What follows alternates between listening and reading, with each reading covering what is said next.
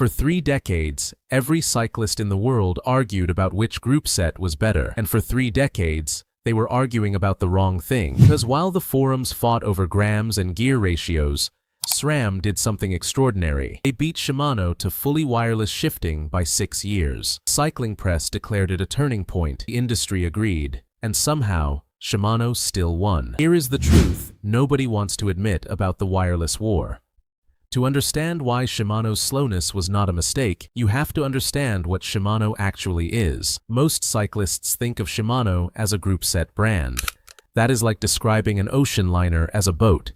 Shimano was founded in 1921 in Sakai, Japan, and by the time SRAM launched wireless shifting in 2015, Shimano had already spent 94 years embedding itself into every level of the global cycling market. Their reported bicycle component revenue in 2024 was $2.2 billion. SRAM's was roughly $1 billion. The gap is not close.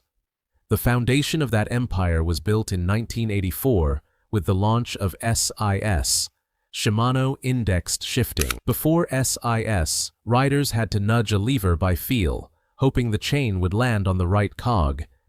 SIS made every click precise and repeatable. The era of friction shifting was over.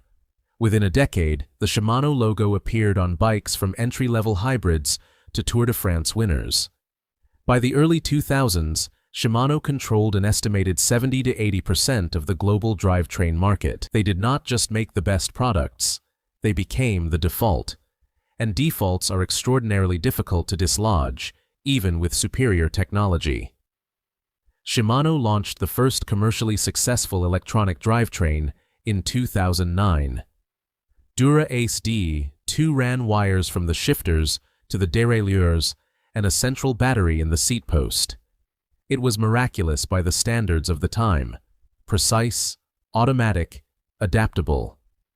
The cycling world treated it as a revelation, and Shimano, as was their habit, embedded it deeply into the professional peloton before trickling it down through Ultegra and eventually to 105.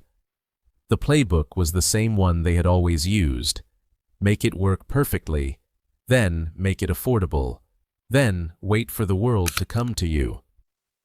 SRAM had a different playbook. Founded in 1987 by brothers Stan and Frederick Day in Chicago, SRAM had spent 3 decades acquiring their way into relevance. Sachs in 1997 for drivetrain engineering, RockShox in 2002 for suspension, Zip in 2007 for wheels, Quark for power meters. By 2015, they were a vertically integrated empire with a point to prove.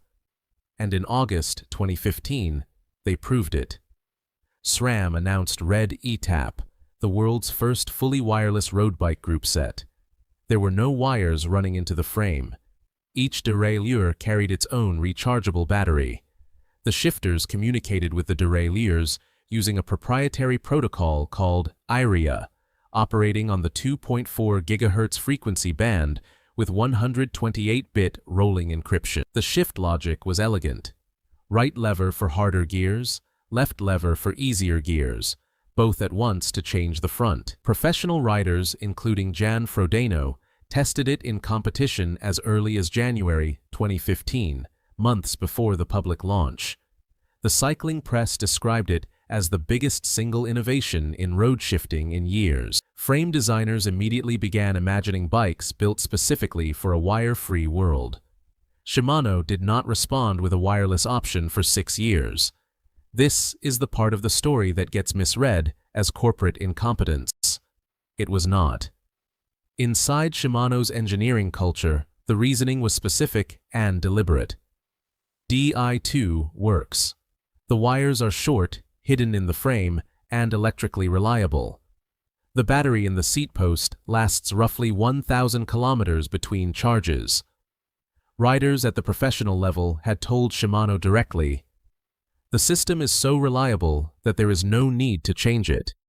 And Shimano, whose core identity had always been engineered reliability over feature novelty, agreed. They were not slow. They were waiting for the technology to be ready on their terms. When they did respond in August 2021, the answer was, the Dura Ace R9200, and it was semi-wireless.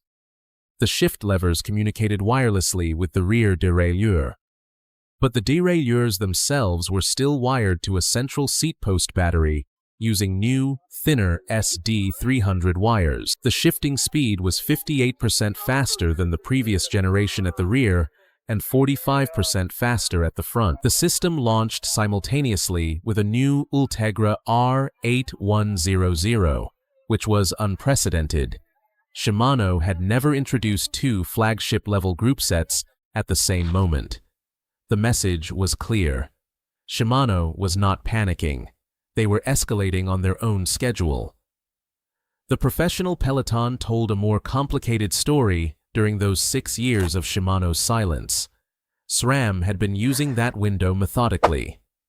By the time the R9200 launched, Trek Segafredo, EF Education EasyPost, and AG2R Citroën had all moved to SRAM Red AXS. The wireless advantage was real in a World Tour context. Carbon-integrated cockpits with internal routing were becoming standard on the highest-level race bikes. SRAM's fully wireless system fitted those frames more cleanly than any wired alternative. The mechanics who built and serviced those bikes were developing loyalty to SRAM's ecosystem. And in the world of professional cycling, where mechanics are the most influential voices in equipment decisions, that loyalty matters. By 2025, informal surveys of team mechanics across multiple World Tour squads showed a split of roughly 60% Shimano preference to 40% SRAM. The gap had narrowed enormously. A decade earlier, it would not have been close. SRAM had earned real presence in the highest levels of the sport, but 40% is not a takeover. And the professional peloton represents a tiny fraction of the actual group set market. This is where Shimano's strategy revealed itself as something more deliberate than it appeared. While SRAM was competing for visibility in race coverage, Shimano was quietly executing a different campaign. In 2022, Shimano launched 105 Di2, a fully electronic group set at a retail price of approximately $1,500.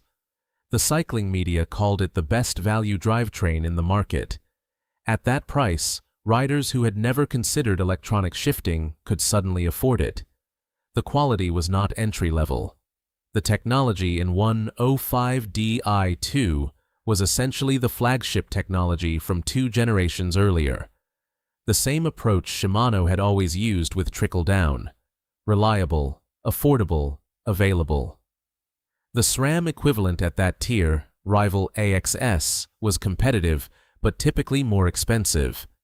At the very top, SRAM Red AXS routinely cost $500 more than Dura Ace Di2 for a comparable build. The market responded the way markets always respond to trusted brands offering better value. Shimano's share at the mid to high end of the bicycle component market was reported at approximately 70% in 2024. Their total bicycle component revenue of $2.2 billion that year was more than twice SRAM's reported $1 billion. Used market tracking between 2024 and 2026 consistently showed Shimano Dura Ace and Ultegra components holding 5 to 10% higher resale value than equivalent SRAM tiers.